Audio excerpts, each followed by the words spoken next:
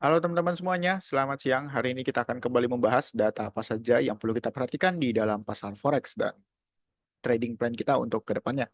Di hari Selasa kemarin kita baru saja mendapatkan speech dari Jerome Powell ya, yang dimana dia menyatakan bahwa dia akan memantau data-data yang ada dan dia sudah memberikan kejelasan bahwa 2 kali cut itu akan terjadi di bulan November dan Desember. Bahkan besarannya pun sudah dia umumkan bahwa dia akan melakukan cut total 50 basis point yang artinya dia akan melakukan cut sebesar 25 basis point di bulan November dan juga 25 basis point di bulan Desember.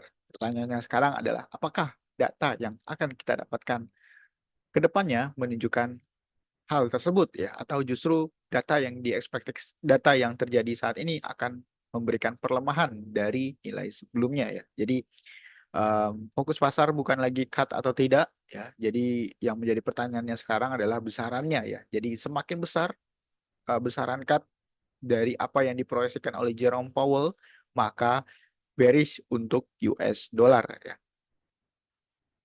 Dan juga di sini di hari yang sama di hari Selasa kemarin kita mendapatkan retail sales dari Swiss franc ya. Ini memberikan penegas bahwa retail sales di sini masih mengalami peningkatan ya. Ini sebabnya saya melakukan cut terhadap pair GBP Swiss franc dan Aussie Swiss franc karena adanya uncertainty kembali di dalam pasar ya kan. Dan juga man over man di sini meskipun man over man-nya mengalami penurunan dari 2,2 menjadi 0,4, namun adanya data yang seperti ini, uncertainty seperti ini, saya lebih baik untuk melakukan cut posisi ya. Dan ya pasar akan uncertainty kembali ya. Melihat dari sebelumnya pasar berekspektasi 50 basis point, dolar mengalami pelemahan, namun pada saat data JOLTS job opening, dolar mengalami peningkatan dan ekspektasi pasar kembali shifting dari 50 menjadi 25 ya. Dan ini memberikan uncertainty terhadap pasar, belum ada kejelasan untuk kedepannya. Pasar masih menunggu data NFP nanti di hari Jumat dan juga data ISM services ya. Dan juga di hari yang sama itu akan ada inflasi Eropa. Di sini nilai inflasi Eropa menunjukkan adanya penurunan dan core inflasi year over year menunjukkan adanya penurunan ya. Ini juga selaras dengan speech dari Christine Lagarde bahwa Christine Lagarde menegaskan bahwa dia tidak akan menunggu ya. Jadi dia sangat tegas bahwa jika data inflasi atau data-data yang ada menunjukkan pelemahan maka dia akan melakukan agresif cut untuk tahun 2024 dan khususnya di bulan Oktober ini ya. Dan ini memberikan pressure bearishness terhadap euro.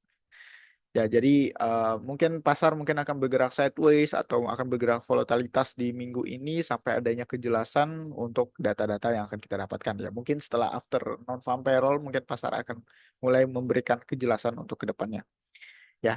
Dan juga JOLTS job opening di sini yang di luar dari ekspektasi ya. Bahkan data rilis menunjukkan adanya 8,04 dari nilai sebelumnya di 7,71 dan ini memberikan penegas mungkin 50 basis point tidak lagi dilihat oleh pasar ya. Pasar memproyeksikan 25 namun efek dari 25 dolar bergerak bullish ya. Jadi kita lihat saja untuk kedepannya seperti apa dan namun dari sisi job quits-nya karyawan yang keluar itu mengalami penurunan ya dari 3,24 jadi 3,8 artinya baik dari sisi opening ya atau lowongan kerja dan tenaga kerja juga seimbang sebenarnya gitu. Jadi eh, jauhlah dari kata resesi ya kalau kita lihat berdasarkan cut yang dilakukan oleh The Fed sebesar 50 basis point ya. Dan juga di hari Rabu nanti kita akan mendapatkan speech dari Guindes dan Barkin speech, Bostic speech, Collins speech, dan juga ADP employment. Ini akan menjadi penegas juga terhadap sentimen red cut dan Bowman speech ya. Jadi beberapa speech di hari Rabu yang perlu kita perhatikan untuk saat ini ya. Bagaimana ke depannya, proyeksi mereka ke depannya seperti apa.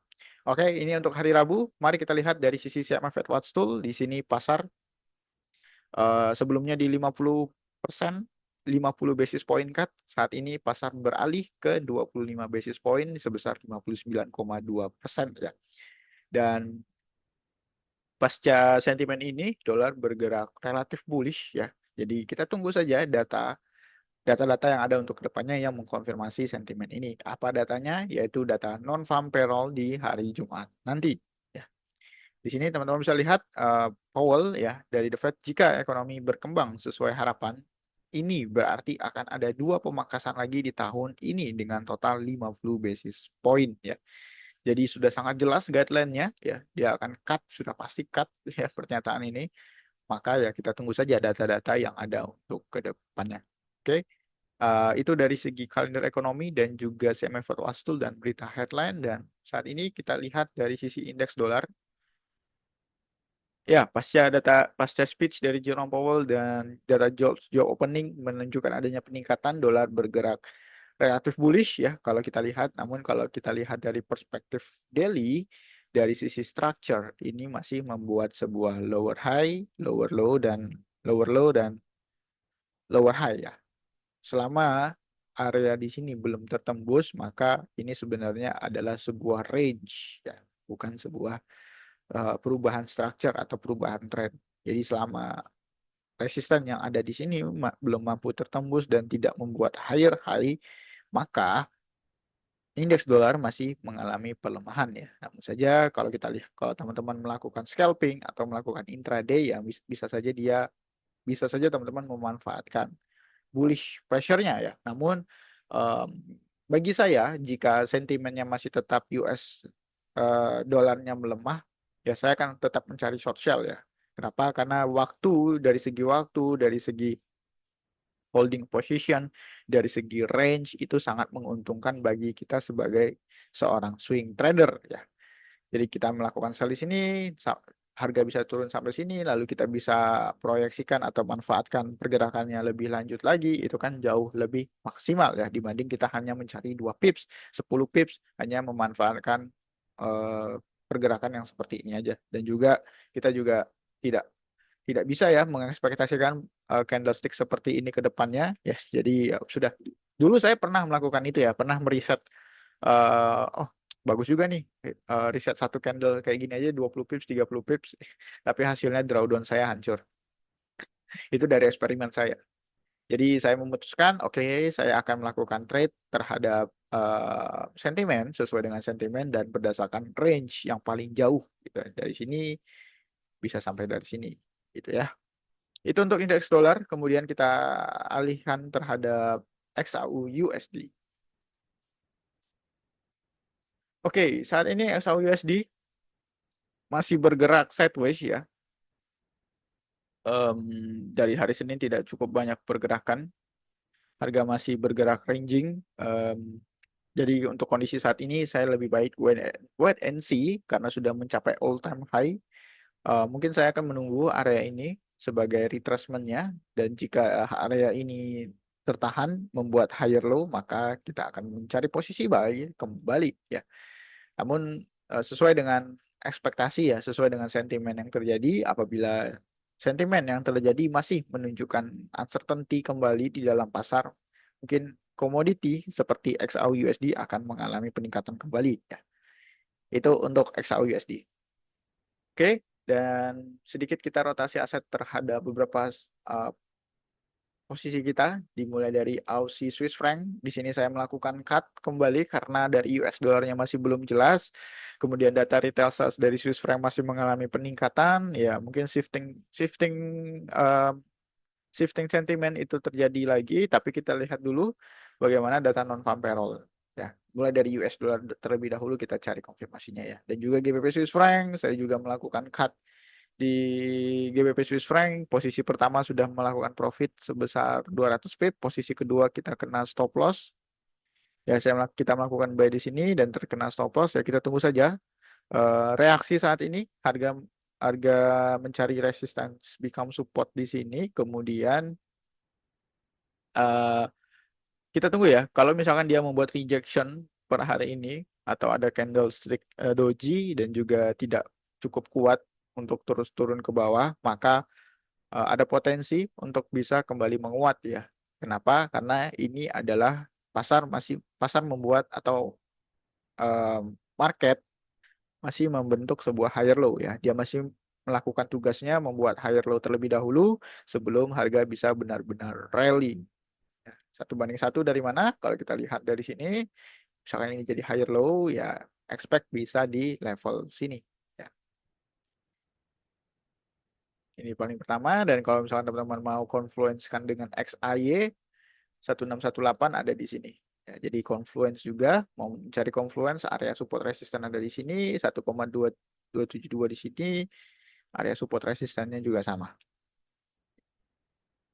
Oke, tapi nanti saya akan update apabila ada, jika data ADP employment-nya dulu lah ya, jika ADP employment-nya mencatatkan adanya penurunan, dan NFP nanti di hari Jumat juga mengalami penurunan, maka ada potensi GBP Swiss franc akan mengalami penguatan kembali ya.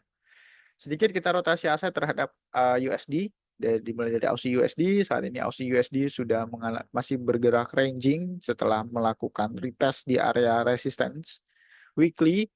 Jadi wait and see untuk saat ini belum ada plan yang bagus. Kemudian New Zealand USD juga sama, sudah melakukan harga sudah hit area resistance di 2023 open, kemudian reject kembali, dan saat ini harga sedang menyentuh area support daily ya. Jadi untuk saat ini pasar masih bergerak sideways ya. Jadi range dari satu titik ke titik yang lain itu cukup ketat ya. Jadi kalau kita lihat berdasarkan teknikal ini tidak bagus untuk melakukan swing trading ya, atau memaksimalkan potensi kita ya.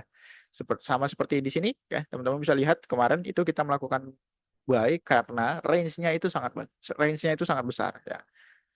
Dan juga dia buat pullback-nya cukup deep ya. Yang pertama deep pullback, correction, impulse, dan juga membuat sebuah wedge channeling, dan 1:1 dari wedge-nya itu ada di 2023 open. Jadi range dari titik awal di sini, dari titik supporting-nya ke titik high-nya itu cukup jauh ya. Itu sangat bagus untuk kita melakukan entry. Dan untuk sekarang range-nya masih terlalu ketat, jadi saya wait and see untuk bulan Oktober di awal minggu ini sampai ada kejelasan sentimennya ya. Dan juga USD Jepang Yen masih sangat sideways, jadi beberapa pairs yang berhubungan dengan USD masih uncertainty, masih menunggu data-data yang ada. Ya, kalau misalkan kita masih menunggu data-data yang ada, ya ada baiknya kita tidak melakukan trading ya. Jadi seperti itu. Oke, terakhir kita lihat Nasdaq. Oke, Nasdaq sudah menyentuh area resistance di area ini, kemudian harga drop kembali. Expect dia bisa menyentuh area support di sini dulu karena ada rally base rally. Saya akan menunggu dia membuat higher high, higher low, higher high, higher low, dan expect dia masih bisa membuat bullish kembali ya. Tapi kalau untuk sekarang range-nya masih terlalu dekat. Oke, mungkin itu aja yang bisa saya share. Nanti kalau misalkan teman-teman ada waktu, kita akan live trading menuju nilai non-farm payroll. Terima kasih, happy trading, and safe trading.